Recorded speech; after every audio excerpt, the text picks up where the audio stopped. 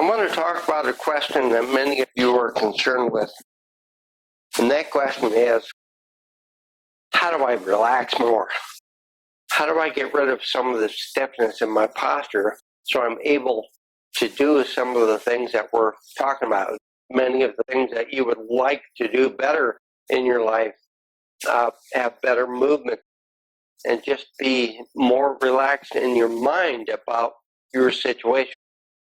Now remember that we talked before about the two components of stiffness that many people with a restricted posture movement impairment have from the neurodegenerative disorders, and one is psychological component of stiffening, and the other is the physiological component of stiffening.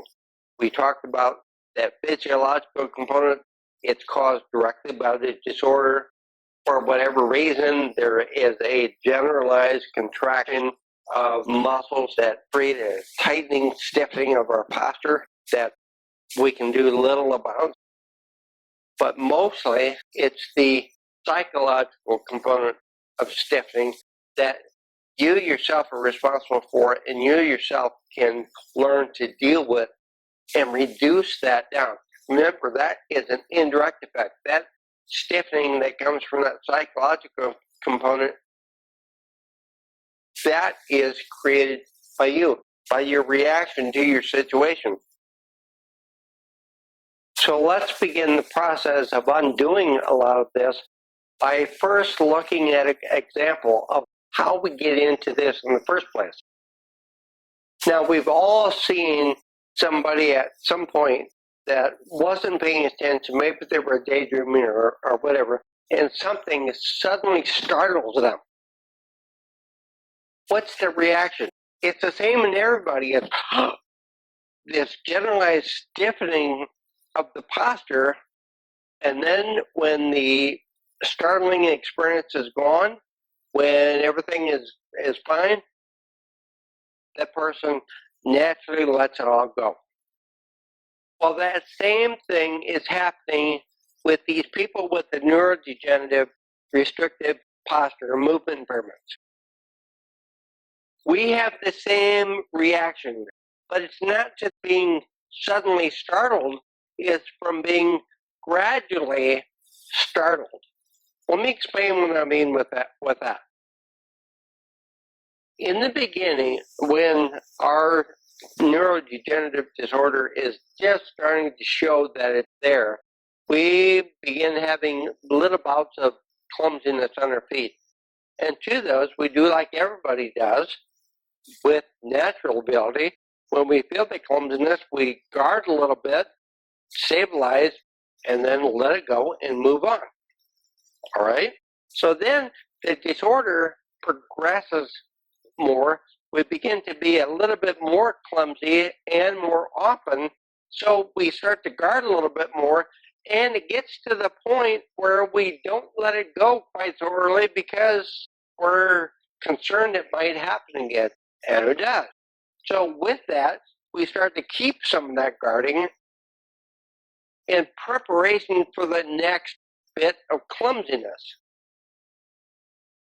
As that progresses, as we keep the guarding, as the disorder continues to progress, these two, the indirect and direct effects of both of those, come together and make our guarding posture more guarded. It makes our clumsiness more clumsy. And before you know it, that person quickly goes from a little bit of guarding in their posture to a lot. And the storyline is, well, their disorder is really rapidly progressing.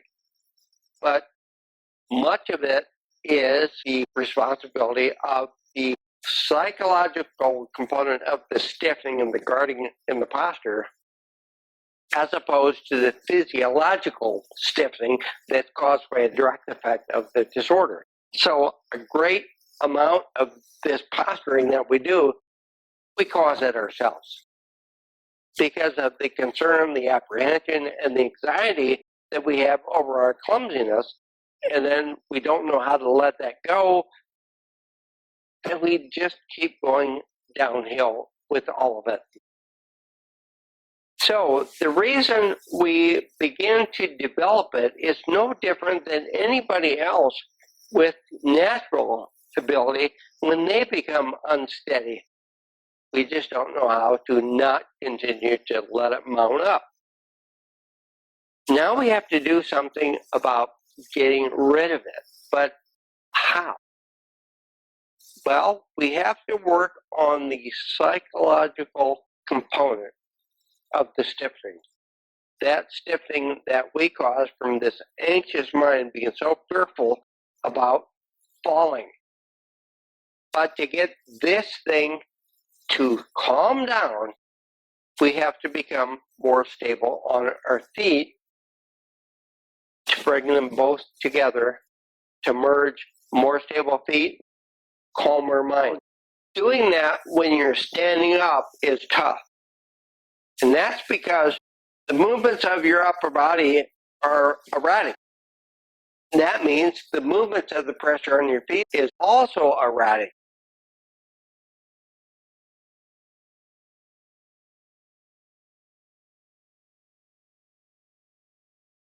Think about those activities that you did earlier in your life. Think about how you did them. What was involved? Go back to feel what it was that you did to relax your fingers and hands just to do that activity. What was your posture? What did it feel like? What did it feel like to you? What did you have to do? It doesn't matter what the activity was. It doesn't matter how you went about it. It just matters that you reconstruct some of this in your mind of what you do to relax your hands. And as you relax your hands, your arm starts relaxing. Why? How? Well, the muscles that control your fingers and your hands and your wrists are in your forearm. So as you feel the relaxation up here in your hand, it's these muscles on both sides of your arms that are starting to relax. And as those relax, upper arm muscles begin to relax. Then your shoulders begin to relax. And gradually starts going down.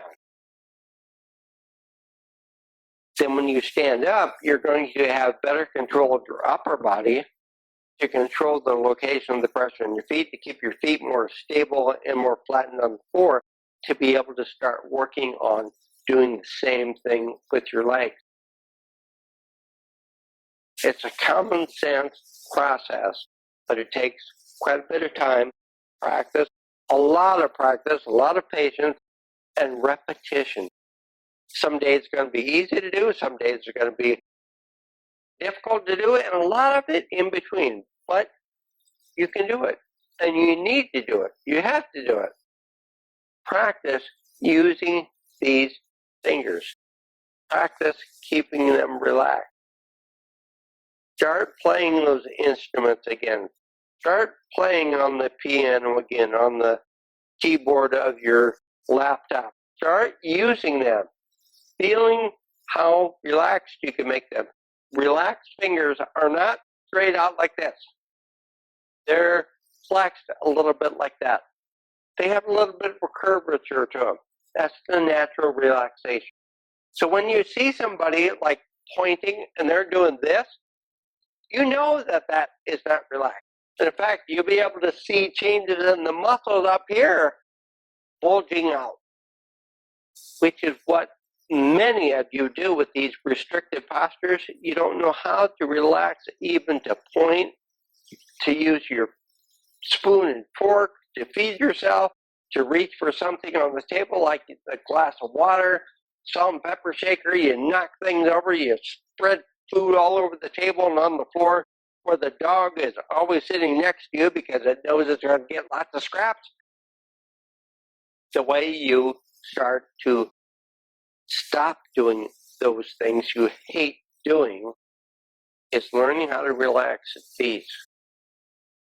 Now, how can we better use these fingers to do those things that I was just talking about. To reach and grab something, to point to something. How about when you're at the doctor's office and they say, oh, okay, let's test and see how you're doing today. We're going to have you, point to my finger and then point back to your nose, back and forth. And I'm going to move my finger around just to make it more difficult for you. Let's see how you do.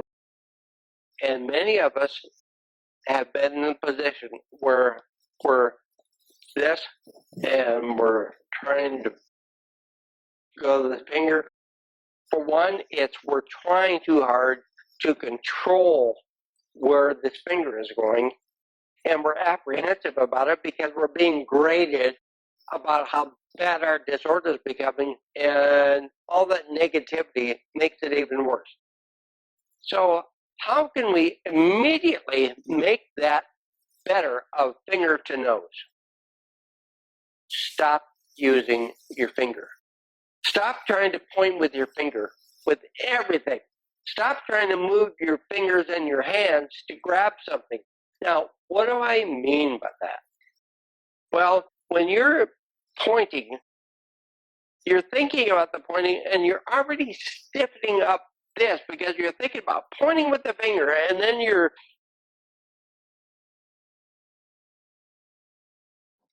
same thing with the finger and nose. You're thinking about that, you're anxious about it, you tighten up your hand and your fingers, and now your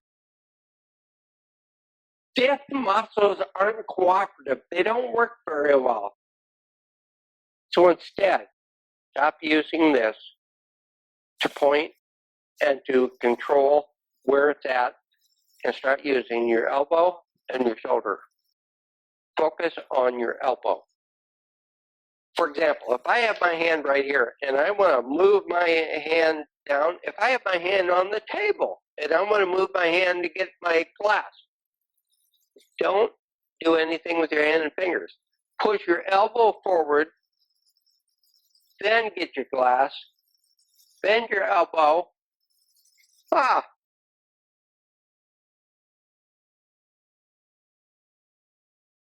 Extend your elbow, put it back.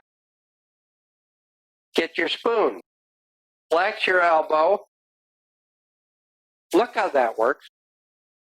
No matter where my arm is, no matter how extended or flexed my elbow is, all I have to do is flex my elbow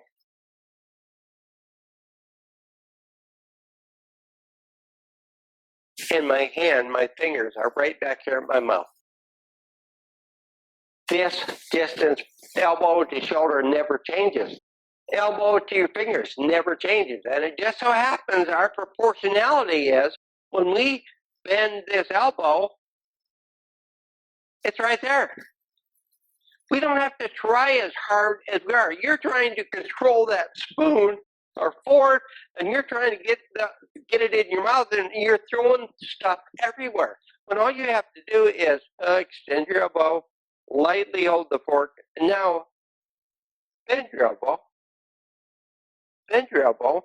Yeah, if you want to bring your head in a little bit further so it's not so far, I don't care. It doesn't matter.